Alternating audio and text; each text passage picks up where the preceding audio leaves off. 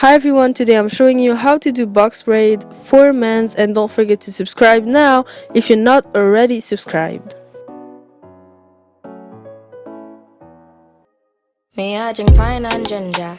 Your mommy feel wine pan a thing, I'm gonna play that. Me, I drink pine and ginger.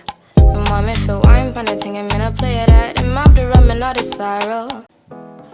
So first of all, I'm going to use the product that I'm using in the hair before doing the braids. So this is a spray with some water, conditioner, and a little bit of castor oil.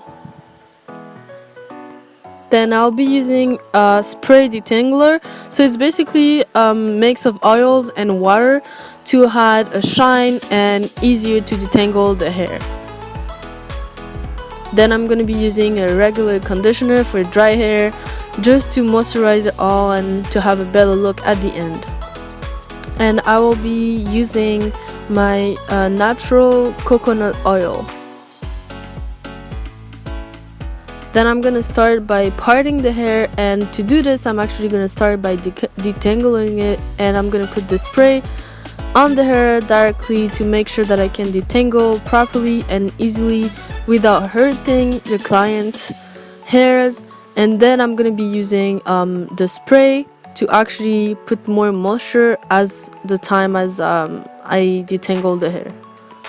Also, I'm gonna do 3 parts because I'm gonna do the back and the 2 fronts to have a part line in the middle, and so that the back is not really too much parted in the middle. And so I'm gonna start by simply using my detangler, which is my blow dryer with the ends in a comb, so I can actually really tangle the hair and make them stretch a little bit. So all the products that I used before, the spray with the conditioner, coconut oil and everything before that I put on the hair, is really protecting the hair against the heat. And it's also helping because when I'm gonna do the braids, they're actually gonna look way longer and way cleaner than if I didn't use my blow dryer to actually detangle the hair.